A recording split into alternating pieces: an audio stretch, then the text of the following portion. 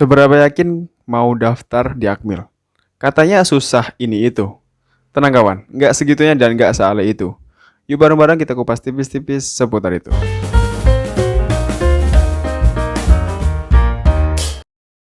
Di channel ini saya upload video apapun yang saya suka. Militer, produktivitas, videografi, experience, dan adventure. Walaupun masih belum ada videonya, wajar, YouTuber pemula. Cocok dengan hal itu, silahkan subscribe, nyalakan lonceng biar nggak ketinggalan video selanjutnya. Saya Roman, selamat datang di channel Yomen. Terima kasih sudah mampir. Jangan lupa like, komen, dan share kalau ngerasa penting. Saya Abituran Akmil tahun 2020 dan sekarang sedang berdinas di perbatasan Indonesia Timor Leste. Kali ini saya akan berbagi pengalaman bagaimana kehidupan dan benefit menjadi seorang Taruna Akmil serta usaha apa saja yang harus disiapkan ketika mau mendaftar ke sana. Dan di akhir video saya juga akan berbagi seputar tips pendaftaran. Jadilah pendengar yang baik, tonton sampai selesai, jangan sampai gagal paham. Mari kita mulai. Disclaimer dulu. Semua argumen yang saya share adalah based on my experience di tahun saya mendaftar, yaitu 2016. Murni opini dan gagasan dari saya tanpa ada intervensi dari pihak lain. Dan misal di tahun kalian ada berbeda dengan apa yang saya sampaikan, sesuaikan saja. Intinya, semua materi pengetesan tidak jauh berbeda, hanya mungkin dikembangkan untuk mengikuti keadaan negara di zaman sekarang.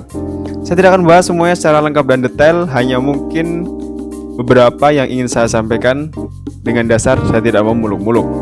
Karena untuk semua persyaratan dapat diakses di web resmi pendaftaran TNI Angkatan Darat yang setiap tahun pasti ada perubahan.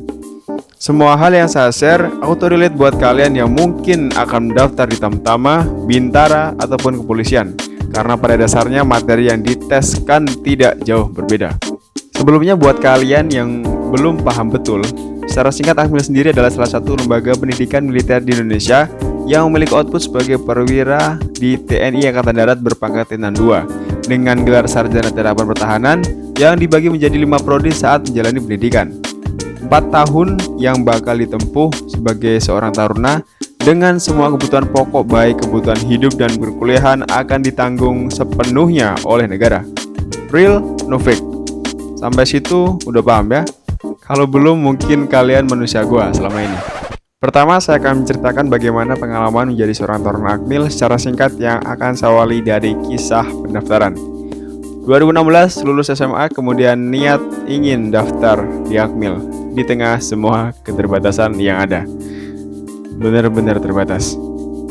Kebetulan di tahun itu ada yang namanya program unggulan, yaitu perekrutan calon taruna dari SMA favorit masing-masing kota di seluruh Indonesia. Perbedaannya dari jalur reguler adalah ketika tes Panda mereka mengalami 2 tahap, yaitu Subpanda kemudian dilanjutkan ke tahap Panda. Sedangkan saya hanya sekali jadi langsung di tingkat Panda.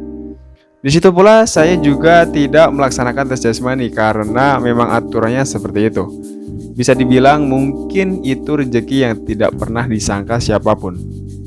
Karena dari situ ada hikmah, saya bisa menyiapkan fisik dan materi lain agar lebih matang di range waktu antara tes Panda sampai dengan tes pusat. Yang perlu kalian catat, tidak setiap tahun ada jalur unggulan. Jadi saran saya, setting pemikiran dan standar persiapan kalian untuk mengikuti tes melalui jalur reguler. Alhamdulillah di tingkat Panda dari 194 peserta jalur unggulan Provinsi Jawa Timur lolos sebanyak 30 orang termasuk saya untuk lanjut tes pusat di Secapa Bandung. Waktu itu untuk pertama kalinya jujur saya melihat orang tua saya menangis saat saya beritahu berita saya lolos. Waktu itu saya mendapatkan berita lewat SMS. Karena biasanya memang mereka orang tua saya menangis gara-gara saya bandel. Sekitar pertengahan tahun 2016, kira-kira bulan Juli, saya berangkat ke Bandung untuk mengikuti tes kurang lebih selama 1 bulan dengan berbagai tes dan materi yang sangat lengkap. Peserta waktu itu kurang lebih 480 calon taruna dari seluruh Indonesia yang nantinya akan diambil sebanyak 250. Selama sebulan tes di Bandung, saya lolos dan langsung mengikuti pendidikan di Akmil di bulan Agustus, yaitu tingkat 1. Waktu itu pangkat saya adalah Caprabatar atau calon prajurit Bayangkara Taruna. Kenapa ada embel-embel Bayangkara? Karena memang di 3 bulan pertama itu kita menjalani pendidikan dengan matra AL, AU, dan juga rekan-rekan dari Akademi Kepolisian. 3 bulan pertama selesai, kita diwisuda yang namanya wisuda prajurit atau wisjur. Sementara rekan-rekan yang dari kepolisian kembali ke Semarang. Setelah wisuda, pangkat saya menjadi prajurit taruna atau pratar. Dan kita melanjutkan pendidikan dengan rekan-rekan dari AU dan AL sampai di tahun pertama selesai atau selama 2 semester. Sekitar 2 bulan setelah wisjur, saya mengalami kenaikan pangkat menjadi kopral taruna. Dan itu sama berlakunya untuk 1 letting. Tahun pertama selesai, masuk di tahun kedua dengan pangkat sersan taruna, lalu lanjut ke tahun ketiga dengan pangkat serma datar, dan akhirnya tiba juga di tingkat 4 dengan pangkat serma tutar. Intinya setiap kenaikan tingkat mengalami kenaikan pangkat. Di tahun keempat ini akan ada tugas akhir atau skripsi yang harus diselesaikan agar dapat lulus dengan gelar sarjana terapan pertahanan. Selesai semua tugas-tugas selama pendidikan, tiba akhirnya yaitu Praspa atau Prasetya Perwira. Barulah kisah kita sebagai seorang perwira TNI Angkatan Darat dimulai. That's it, singkat. Itu dia pengalaman dari pendaftaran sampai dengan pendidikan selesai. Yang kedua adalah benefit menjadi seorang taruna Akmil. Yang pertama, semua kebutuhan kita dari A sampai dengan Z, mulai dari baju, sepatu, makanan, minuman, sampai dengan aksesoris seperti alat jahit, kaos kaki, alat semir sepatu, atribut pakaian, dan lain-lain ditanggung sepenuhnya oleh negara. Tidak ada kita keluarkan uang sepeser pun. Kalaupun ada, mungkin saat kita mau jajan di kantin, ya kali jajan ditanggung negara. Yang kedua adalah uang saku. Jumlahnya mengikuti tingkatan dalam pendidikan. Semakin senior, maka akan menerima lebih banyak karena disesuaikan dengan kebutuhan. Untuk tahun pertama, saya mendapatkan uang saku kurang lebih Rp300.000 per bulan. Dan terus naik sampai dengan di tahun terakhir, saya menerima uang saku kurang lebih Rp830.000 per bulan. Lumayan sih, hitungannya untuk anak-anak kuliah lah. Yang ketiga adalah makanan selalu 4 sehat dan 5 sempurna. Serta ada juga pembagian vitamin yang biasanya dibagikan sebulan sekali atau 2 minggu sekali. Bahasan selanjutnya yang pertama adalah usaha apa aja yang harus disiapkan. Nomor 1, kesehatan. Ada baiknya sebelum melaksanakan tes jauh hari, saran saya periksakan keadaan kesehatan kalian di Rumah Sakit Tentara atau RST. Kalian bisa search on your phone for address yang biasanya ada di setiap kota. Mulai dari mata yang tidak boleh minus, gigi yang harus lengkap tapi tidak harus rapi banget. Karena saya sendiri punya susunan gigi yang juga tidak terlalu rapi ketika tes. Namun tetap ada pengurangan nilai di situ walaupun lolos. Lakukan cegah dini bila mendapati penyakit bawaan ataupun bukan yang biasanya banyak muncul saat mendekati tes seperti varises, ambeien, dan lain-lain. Hindari menyentuh RNM atau rokok, narkoba, dan miras, karena dipastikan gagal bila kalian memang mengkonsumsi 3 barang itu. Nomor 2, psikologi.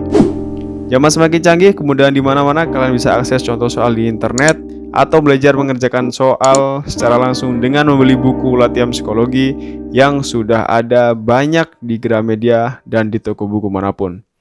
Bila masih ragu-ragu, kalian bisa make sure bagaimana hasil psikologi diri kalian dengan mendatangi Dinas Psikologi Angkatan Darat atau Dispesiat untuk melaksanakan cek dan konsul mengenai psikologi. Nomor 3, jasmani. Terdiri dari lari, renang, sit up, pull up, push up, lunges, dan juga diraga. Apaan diraga? Intinya untuk mengetahui keseimbangan diri kita, kalian bisa search di YouTube untuk contoh-contoh gerakannya. Gampang, yang penting banyak berlatih. Untuk daftar nilai maksimal masing-masing materi, saya cantumkan dan usahakan berlatih dengan skenario mindset latihan harus selalu di atas nilai maksimum agar ketika menghadapi tes tidak terlalu berat dalam pelaksanaannya serta tidak mengalami kelelahan yang berarti. Alternatifnya, kalau kalian memang kurang confidence dengan kekuatan diri sendiri, kalian bisa join latihan jasmani yang biasanya ada pelatih dari TNI di lapangan umum kota kalian. Menurut pengalaman saya, selama mempersiapkan kekuatan jasmani, jangan sampai berhenti berlatih lebih dari 2 kali 24 jam atau 2 hari. Bukan berdasarkan studi manapun, benar-benar kesimpulan dari pengalaman sendiri, karena dapat menurunkan kekuatan latihan yang telah kita bangun dengan susah payah. Buat schedule dan program latihan secara bertahap, bertingkat, dan berlanjut.